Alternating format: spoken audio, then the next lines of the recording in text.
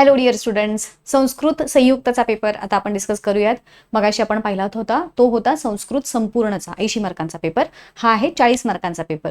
So तुम्ही कोणता paper दिलेला आहे, संपूर्ण की संयुक्त, ज्याला कंपोजिट आणि कंप्लीट असं म्हणतात. काही आमच्या इथे गावंढळ भाषेमध्ये हाफ संस्कृत आणि फुल संस्कृत असं पण म्हणतात.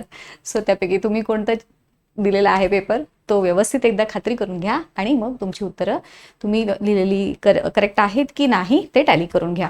सो चला, आता हा पहिला भाग सुगम संस्कृतम मधला चित्रम दृष्ट्वा नामानी लिखत काय आहे हे सांगायचं आहे. पहिलं दिलेलं आहे पोळपट लाटणं लाटतंय. सो इट इज वेल्यती सदंशः नाही संदंश बरोबर, काइंडली ॲडजस्ट. रोटिका आणि पाथेय पात्रम. आय होप तुम्हाला इथं क्लिअर दिसतंय. सो अक्षरं लिहायची आहेत, अंक जे काही असेल ते. सो इट इज 62 50 आहे हे, आणि अशिती तसा तो. त्यानंतर हे आहे 11:05 आणि हे आहे 3. उचित कारण चित्वा वाक्यम पुनर्लिखत. तसं जसं आपण मगाशी बघितलं होतं तसंच वाक्य पुनर्लिखत आहे, म्हणजे पुन्हा वाक्य लिहून मग त्याचं कारण लिहायचं आहे. पिता अर्णवाय जे काही असेल ते डॅश डॅश डॅश डॅश, तर त्याचं उत्तर आहे पितुः महाविद्यालये कणाद विषयकानि पुस्तकानि सन्ति. त्यानंतर पूर्ण वाक्यात उत्तर लिहायचं आहे. कणाद मुनीना हे जे काही असेल ते. आय होप तुम्हाला दिसतंय का बघा. वैशेषिक सूत्राणी ग्रंथे परमाणो व्याख्या कृता. त्यानंतर असत्यम सत्यम हे आहे सत्यवाक्य. हेत्वर्थक धातू साधिक तुमंत अव्यय ह्याच्यात लिहायचं आहे प्राप्तुम आणि पठीतू. ठीक आहे. गद्यांश विशेषण विशेषच्या जोड्या अंतिमः घटकाः पंचमे शतके. पूर्वपद उत्तरपद ह्याचं आहे तत् हे पूर्वपद आणि ह्याचं आहे उच्यते उत्तरपद. अवबोधनम ह्याच्यामध्ये काय लिहायचं आहे. गुरु मुपगम्य शंकराः किम अधीतवान. तर याचं उत्तर आहे वेद वेदांगानी विविध शास्त्राणी च अधीतवान. त्यानंतर हे असत्य आहे दुसरं जे वाक्य आहे ते.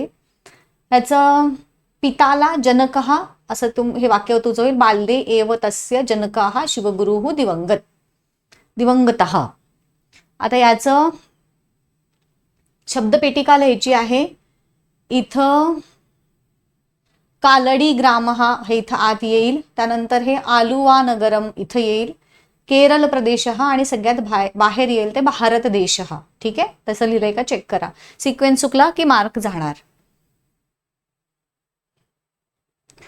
माध्यम भाषेचं मी कसं आहे मोठे उत्तर असंच होते, मी इथे इन्क्लूड केलेलं नाही. जिथे तुमचे मार्क जात आहेत का हे तुम्हाला जरा डाऊटफुल असतं तेच फक्त मी इथं घेते आहे. कहा बहु भाषते तर अधमः बहु भाषते.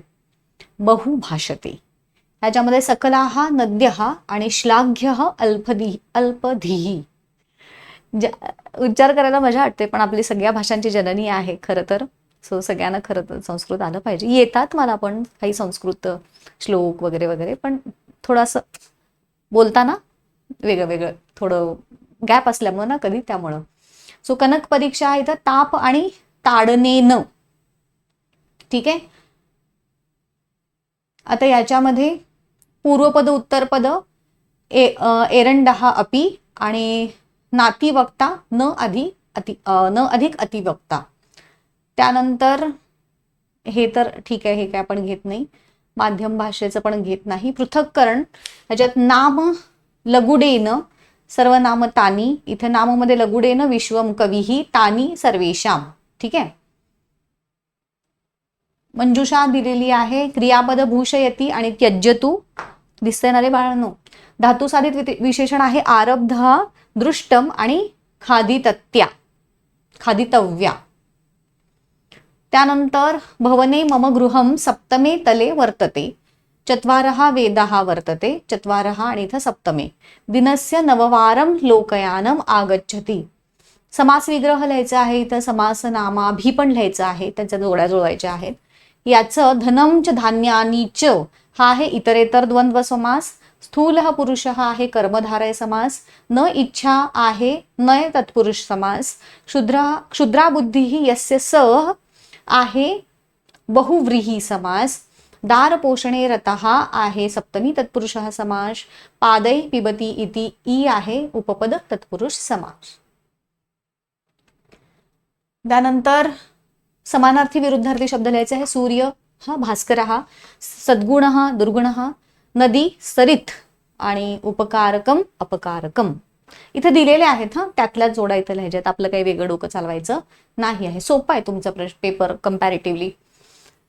धीरहा न्यायात पथः पदम न प्रविचलंती, तर ह्याचं आहे कर्तृवाच्यम. ठीक आहे, याचं आहे स्मरिष्यसी आणि ह्याचं आहे मधुराणी. ठीक आहे, आता ह्याचं वाक्य निर्माण करायचं आहे. सो वाक्य निर्माण तुम्ही तुमच्या शब्दांमध्ये करू शकता. सो कम्पॅरेटिव्हली सोपा होता तुमचा पेपर. कसा झाला, तुमचं काही चुकलं असेल, काही डाऊट असतील, काही प्रश्न असतील तर तुम्ही मला नक्की कमेंट करून विचारू शकता.